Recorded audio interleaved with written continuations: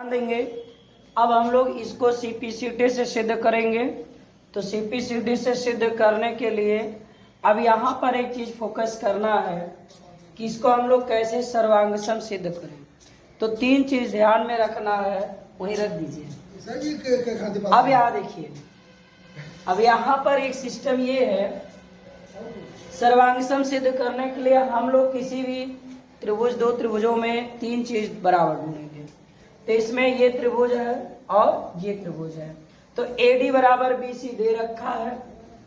तो यहां लिखेंगे त्रिभुज ACD, त्रिभुज ACD तथा त्रिभुज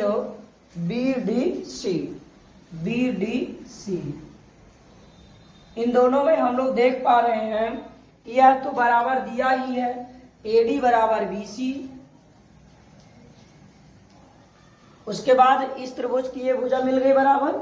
अब आप इसमें देख रहे होंगे कि DC एक जीवा है और इसी जीवा के द्वारा ये B एंगल और इसी जीवा के द्वारा ये A एंगल बराबर है, एक ही वृत्तखंड में है। तो एंगल इस त्रिभुज का DAC इक्वल्स टू एंगल इस त्रिभुज का DBC। ये आप लिख सकते हैं एक ही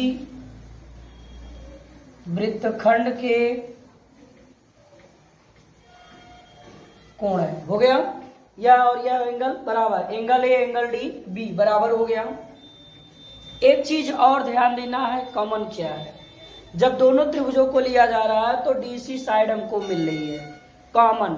इस त्रिभुज में भी DC इसी त्रिभुज को बना रही है, इसका बेस, और इस त्रिभुज में भी DC बेस का कार्य कर रही है। तो DC बराबर DC। उभयनिष्ठ क्या लिखेंगे हम लोग, उभयनिष्ठ। ठीक, तीन चीज मिल गया, एक साइड, एक एंगल, फिर साइड। तो त्रिभुज हो गया सर्वांग सम, त्रिभुज ACD सर्वांग सम त्रिभुज BDC। किस रूल से, साइड एंगल साइड नियम से। ओके, समझ में आ गया होगा। जब हम लोगों ने इसको सर्वांगसम सिद्ध कर दिया तो आपके समझ में आ रहा होगा, जब सर्वांगसम सिद्ध हो जाएगा तो सर्वांगसम सिद्ध करने से हमें एक लाभ होता है। वो क्या लाभ होता है कि सर्वांगसम जब हो गया तो उसके सारे संगत पार्ट आपस में बराबर होते हैं। अब ध्यान दीजिए जरा, इस त्रिभुज में और इस त्रिभुज में सर्वांगसम पार्ट कौन कौन है। तो एंगल D इस त्रिभुज का और इस त्रिभुज का C बराबर होगा, नहीं होगा, होगा। तो यहां हम लिखेंगे एंगल D बराबर एंगल C CP CT। ठीक है, ये हमारा इसके इक्वल होगा, इसका सर्वांग संगत पार्ट है। अब क्या करना है, अब आपको ये देखना है, सिद्ध करेंगे चक्रीय चतुर्भुज का सम्मुख कोण 180 होता है। तो हमको A और C, अगर सम्मुख कोण है ना इसके सामने का, अगर ये 180 हो जाए तो सिद्ध हो गया। चलिए लिखेंगे हम लोग, चूंकि एंगल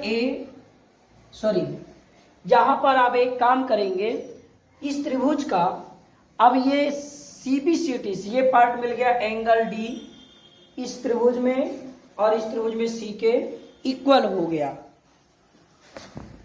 समांतर रेखा है जब।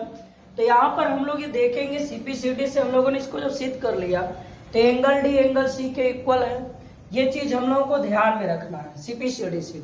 अब हम लोगों को देखना है AB समांतर CD दिया, लिखेंगे चूंकि AB समांतर किसके, CD ये दिया हुआ है। तो देखिए ये रेखा AB, ये मान लीजिए AB है और ये CD है। ठीक, अब इसको देखिए ये AD यहाँ काट रही है, तो ये तिर्यक समांतर रेखाओं के तिर्यक रेखा का कार्य कर रही है। तो इसका सम कितना होगा, 180।